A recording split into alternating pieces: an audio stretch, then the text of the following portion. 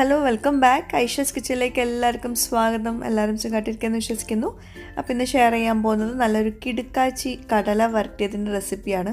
ഒരു തവണ നിങ്ങൾ ഇതുപോലെ ഉണ്ടാക്കി നോക്കിയിട്ടുണ്ടെങ്കിൽ പിന്നെ തീർച്ചയായിട്ടും നിങ്ങൾ കടല കൊണ്ട് ഇതുപോലെ തന്നെ ഉണ്ടാക്കി നോക്കുകയുള്ളൂ. അത്രയും രുചിയിലുള്ള നല്ലൊരു അടിപൊളി റെസിപ്പിയാണ്. എല്ലാവരും ഒന്ന് ട്രൈ ചെയ്ത് നോക്കുക. ചിക്കൻ കറിയും അല്ലെങ്കിൽ മട്ടൻ കറിയൊക്കെ മാറി നിൽക്കുന്ന രുചിയാണ്. അപ്പോൾ നമുക്ക് കടല വരട്ടിയുടെ റെസിപ്പിയിലേക്ക് പോകാം. അതിനു മുമ്പ് നമ്മുടെ ചാനൽ ഇതുവരെ സബ്സ്ക്രൈബ് ചെയ്യാത്തവരുണ്ടെങ്കിൽ നിങ്ങൾക്ക് ഈ ചാനൽ ഇഷ്ടമാവുന്നുണ്ടെങ്കിൽ ഒന്ന് സബ്സ്ക്രൈബ് ചെയ്യണേ. അവിടെ കാണുന്ന റെഡ് സബ്സ്ക്രൈബ് ബട്ടൺ ഒന്ന് പ്രസ് ചെയ്യുക. അതിൻ്റെ കൂടെ ചെറിയൊരു ബെല്ലൈക്കൺ ഉണ്ട്, അതുകൂടെ ഒന്ന് പ്രസ് ചെയ്യാം. അപ്പോൾ ഇതുപോലെ കാണാം, ഇതിൽ ഓൾ വേണം പ്രസ് ചെയ്യാൻ. അപ്പോൾ നമുക്ക് കടല വരട്ടിയത് എങ്ങനെ റെഡിയാക്കി എടുക്കാൻ നോക്കാം. ഇതിപ്പം വെള്ളത്തിൽ സോക്ക് ചെയ്ത് വെച്ചിട്ടുള്ള കടലയാണ്. കടല നന്നായിട്ട് കഴുകിയെടുത്ത ശേഷം നല്ല വെള്ളത്തിൽ സോക്ക് ചെയ്ത് വെക്കുക. അപ്പോൾ നമുക്ക് ആ വെള്ളത്തിൽ തന്നെ കുക്ക് ചെയ്തെടുക്കാൻ പറ്റും. ഏകദേശം ഇത് വെള്ളത്തിൽ കുതിർത്തെടുക്കുന്നതിന് മുമ്പ് ഒരു 1.5 കപ്പോളം ഉണ്ടാവും. ഞാൻ കറക്റ്റ് മെഷർമെൻ്റ് ഒന്നും നോക്കിയിട്ടില്ല. അപ്പോൾ ഏകദേശം കുറച്ച് എടുത്തിട്ട് ഇതുപോലെ വെള്ളത്തിൽ കുതിർത്ത് വയ്ക്കുക, നല്ല വെള്ളത്തിൽ കുതിർത്ത് വയ്ക്കുക. ഇനി നമുക്ക് ഒരു 5-6 മണിക്കൂർ കുതിർത്ത് വെക്കണം. അതിന് ശേഷം കടല ഇതുപോലെ പ്രഷർ കുക്കറിലേക്ക് ഇട്ട് കൊടുക്കുക. നമ്മൾ കുതിർത്ത് വെച്ചിട്ടുള്ള വെള്ളം തന്നെ ഒഴിച്ചു കൊടുക്കുക. വെള്ളം ഒഴിക്കുമ്പം കടലക്കൊപ്പം വെച്ച് കൊടുത്താൽ മതി വെള്ളം. ഇതിപ്പോൾ കുറച്ച് കൂടി പോയിട്ടുണ്ട്, അപ്പോൾ ഇത്രയും വേണ്ട. കടലയ്ക്കൊപ്പം നിൽക്കുന്ന രീതിയിൽ വെള്ളം വയ്ക്കുക. എന്നിട്ട് അതിലേക്ക് ഉപ്പ് ചേർത്ത് കൊടുക്കുക. എന്നിട്ട് ഇത് നമ്മളൊരു 3-4 വിസിൽ കടല വേവുന്ന വരെ നമ്മൾ പ്രഷർ കുക്ക് ചെയ്തെടുക്കണം. ചിലപ്പോൾ 2 വിസിലിൽ വേവുന്നതായിരിക്കും നിങ്ങൾ യൂസ് ചെയ്യുന്ന കടല. അപ്പം കടലയുടെ വേവിനനുസരിച്ച് വേണം പ്രഷർ കുക്ക് ചെയ്തെടുക്കാൻ വേണ്ടിയിട്ട്. അപ്പോൾ അതവിടെ മാറ്റി വയ്ക്കുന്നുണ്ട്. ഇനി നമുക്ക് ഒരു പാന് ചൂടാക്കിയിട്ട് അതിലേക്ക് വെളിച്ചെണ്ണ ഒഴിച്ചു കൊടുക്കാം. ഞാനിപ്പം ഇരുമ്പിൻ്റെ ചട്ടിയാണ് എടുത്തിട്ടുള്ളത്. അതിൽ ഇങ്ങനെ വരട്ടിയെടുക്കുമ്പോൾ നല്ല ടേസ്റ്റാണ്.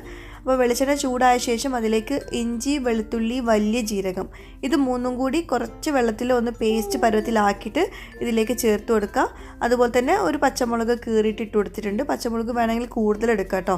നിങ്ങളുടെ എരിവ് ഇഷ്ടത്തിനനുസരിച്ചിട്ട് വേണം കൂടുതൽ ചേർത്ത് കൊടുക്കുക. ഇനി ഇത് വളരെ കുറഞ്ഞ ഫ്ലെയിമിൽ നല്ലോണം ഒന്ന് വഴറ്റിയെടുക്കണം. ആ ഒരു പച്ച മണം ഉണ്ടല്ലോ ഇഞ്ചി വെളുത്തുള്ളീൻ്റെ, അത് പോയി കിട്ടുന്ന വരെ നമ്മളിത് വഴറ്റിയെടുക്കണം കേട്ടോ. എന്നിട്ട് നമ്മളിതിലേക്ക് ബാക്കി എന്തും ചേർത്ത് കൊടുക്കാവൂ. അത് മസ്റ്റാണ്, അത് ശ്രദ്ധിക്കുക. അപ്പോൾ ഇത് കുറഞ്ഞ ഫ്ലെയിമിൽ വെക്കാൻ പ്രത്യേകം ശ്രദ്ധിക്കുക. ഇനി ഇതിലേക്ക് ഒരു സവോള നന്നായിട്ട് സ്ലൈസ് ചെയ്തിട്ട് ഇതിലേക്ക് ചേർത്ത് കൊടുക്കുക. സവോള ഇതുപോലെ തന്നെ നല്ലോണം സോഫ്റ്റായിട്ട് ആ ഒരു പച്ചമണമൊക്കെ മാറണം. എന്നിട്ട് വേണം നമ്മൾ ബാക്കിയുള്ളത് എന്തെങ്കിലും ചേർത്ത് കൊടുക്കാൻ. അപ്പോൾ ഇരുമ്പിൻ്റെ ചട്ടി ആയതുകൊണ്ട് തന്നെ ഇങ്ങനെ സൈഡിൽ അടിയിൽ പിടിക്കണ പോലെയൊക്കെ തോന്നും. കുഴപ്പമില്ല, നമ്മളിതിലേക്ക് തക്കാളി ചേർക്കുന്ന സമയത്ത് അത് റെഡി ആയിക്കോളും. എന്നാലും ഈ സവോള നന്നായിട്ട് വഴണ്ട ശേഷം മാത്രമേ തക്കാളി ചേർക്കാവൂ കേട്ടോ. വളരെ കുറഞ്ഞ ഫ്ലെയിമിൽ റെഡിയാക്കി എടുത്താൽ മതിയാകും. ഇനി ഇതിലേക്ക് ആവശ്യത്തിനുള്ള ഉപ്പ് ചേർത്ത് കൊടുക്കുക. ഇപ്പോഴും സവോള നന്നായിട്ട് വഴണ്ട് വന്നിട്ടില്ല. ഇതിപ്പം സവോളയും ഇഞ്ചി വെളുത്തുള്ളി പേസ്റ്റ് ഒന്നും പച്ചമണം മാറാണ്ട് നമ്മളിതിലേക്ക് ബാക്കിയൊക്കെ ചേർത്ത് കൊടുത്തിട്ടുണ്ടെങ്കിൽ ആ കറിയുടെ ടേസ്റ്റ് തന്നെ മാറിപ്പോവും. അപ്പോൾ അതൊക്കെ ഒന്ന് ശ്രദ്ധിക്കുക. അപ്പോൾ സവോള ഇപ്പോൾ നന്നായിട്ട് വഴണ്ട് വന്നിട്ടുണ്ട്. ഇനി അതിലേക്ക് നമുക്ക് തക്കാളി ചേർത്ത് കൊടുക്കുക. തക്കാളി ചെറിയൊരു പീസ് തക്കാളി എടുത്തിട്ടുള്ളൂ. നമ്മൾ സവോള വലിയതാണ് എടുക്കുന്നതെങ്കിൽ തക്കാളി ചെറിയ തക്കാളി മുഴുവനായിട്ട് എടുക്കുക. അപ്പോൾ അതിനനുസരിച്ച് വേണം എടുക്കാൻ. ഒരുപാട് തക്കാളി ചേർക്കണ്ട. ഇനി തക്കാളി ചെറുതായിട്ട് അരിഞ്ഞത് ചേർത്ത് കൊടുത്തിട്ട് നന്നായിട്ട് വഴറ്റിയെടുക്കണം. തക്കാളി നല്ലോണം സോഫ്റ്റ് ആവണം. അതിനുശേഷം നമുക്കിതിലേക്ക് മസാലപ്പൊടികൾ ചേർത്ത് കൊടുക്കാം. ഞാനിപ്പം ഒരു 1/2 ടീസ്പൂണ് മഞ്ഞൾപ്പൊടി, ഒരു 2 ടീസ്പൂണ് കുരുമുളക് പൊടി, അതുപോലെ 2 ടേബിൾ സ്പൂണ് മല്ലിപ്പൊടി, ഇത് 3ഉം കൂടിയാണ് ചേർക്കുന്നത്. പിന്നെ മസാലപ്പൊടികൾ ചേർക്കുമ്പോൾ വളരെ കുറഞ്ഞ ഫ്ലെയിമിൽ വെക്കാൻ പ്രത്യേകം ശ്രദ്ധിക്കട്ടോ, അല്ലെങ്കിൽ അടിയിൽ പിടിച്ചു പോവും. ഇനി ഇതിലേക്ക് മുളക് പൊടി ചേർക്കാനുണ്ട്. ഞാനിപ്പം ഒരു 1/2 ടീസ്പൂൺ കാശ്മീരി ചില്ലി പൗഡറാണ് ചേർക്കുന്നത്. എരിവ് കൂടുതൽ ഇഷ്ടമുള്ളവർക്കൊക്കെ കൂടുതൽ ചേർത്ത് കൊടുക്കുക കേട്ടോ. കുരുമുളക് പൊടിയും മുളക് പൊടിയും കൂടുതൽ ചേർക്കുക.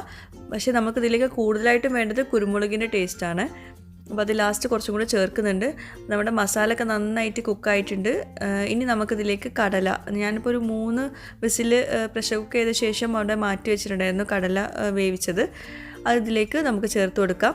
പിന്നെ ഇതിലേക്ക് കടല വേവിച്ചപ്പം ഒരുപാട് വെള്ളം ഉണ്ടെന്ന് പറഞ്ഞില്ല ഞാൻ ഒഴിക്കുന്ന സമയത്ത്. അപ്പോൾ അതുകൊണ്ട് അത്രയും വെള്ളം വേണ്ട. ഞാൻ കുറച്ച് വെള്ളം ഇതിലേക്ക് ഈ ഒരു മസാലയിലേക്ക് ഒഴിച്ചിട്ട് അതൊന്ന് ഗ്രേവി പരുവാക്കിയിട്ടാണ് കടല ഇതിലേക്ക് ചേർക്കുന്നത്. അപ്പോൾ ഞാൻ ആ വെള്ളത്തിൽ നിന്ന് കടല മാത്രം എടുത്തിട്ട് ഇതിലേക്ക് ഇട്ട് കൊടുക്കുകയാണ്. ആ മൊത്തം വെള്ളം ഇതിലേക്ക് ചേർക്കരുത് കേട്ടോ, അപ്പോൾ പിന്നെ കടലക്കറിയായി മാറും. കുറച്ചുകൂടെ വെള്ളം ഒഴിച്ചിട്ട് നമുക്കിതൊന്ന് വരട്ടിയെടുക്കണം. നമ്മൾ ബീഫൊക്കെ ഉണ്ടാക്കുമ്പോൾ അല്ലെങ്കിൽ ചിക്കനൊക്കെ വരട്ടിയെടുക്കുന്ന സമയത്ത് ഇതുപോലെ ചിക്കന് വേറെ വേവിച്ചിട്ട് മസാല വേറെ വേവിച്ചിട്ട് രണ്ടും കൂടി മിക്സ് ചെയ്തിട്ടാണ് നമ്മൾ തയ്യാറാക്കുന്നത്. അപ്പോൾ അതേപോലെ തന്നെ കടലയെ നമുക്ക് ഇതുപോലെ ഒന്ന് വരട്ടിയെടുക്കാം. അപ്പോൾ ആദ്യം ഈ ഒരു മസാലയിൽ കടല നന്നായിട്ടൊന്ന് കുക്കാവട്ടെ, എന്നിട്ട് വേണം നമുക്ക് വരട്ടിയെടുക്കാൻ. അപ്പോൾ ഒന്ന് അടച്ച് വെച്ചിട്ടൊന്ന് വേവിച്ചെടുക്കാം. അപ്പോൾ നന്നായിട്ട് ഈ ഒരു മസാല നന്നായിട്ട് തിളയ്ക്കുന്നുണ്ട്. നമ്മൾ സവോളൊക്കെ ഇങ്ങനെ അതേപോലെ കിടക്കുന്ന പോലെയൊക്കെ തോന്നും, പക്ഷെ നമ്മളത് വരട്ടി എടുക്കുന്ന സമയത്ത് അതൊക്കെ റെഡി ആയിക്കോളും. അപ്പോൾ ആ വെള്ളമൊക്കെ നന്നായിട്ട് വറ്റിയിട്ടുണ്ട്. പിന്നെ ഇതിലേക്ക് നമുക്ക് കൂടുതലായിട്ട് ചേർക്കാനുള്ളത് മല്ലിപ്പൊടി കേട്ടോ. മല്ലിപ്പൊടിയുടെ ആ ഒരു ടേസ്റ്റും ആ ഒരു തിക്നെസ്സും ഒക്കെയാണ് നമുക്കിതിലേക്ക് വേണ്ടത്. അപ്പോൾ ലാസ്റ്റ് നല്ലോണം തിക്കായ ശേഷം മാത്രം ഇതിലേക്ക് കുരുമുളക് പൊടി 1 ടീസ്പൂൺ അല്ലെങ്കിൽ 1 ടേബിൾ സ്പൂൺ ചേർത്ത് കൊടുക്കുക. അപ്പം ഒരു പ്രത്യേക ഒരു ടേസ്റ്റാണ്. ഈ നമ്മൾ പെപ്പർ ചിക്കനൊക്കെ ഉണ്ടാക്കുമ്പോൾ ലാസ്റ്റാണ് നമ്മൾ കുരുമുളക് പൊടി കുറച്ച് കൂടുതൽ ചേർത്ത് കൊടുക്കുന്നത്.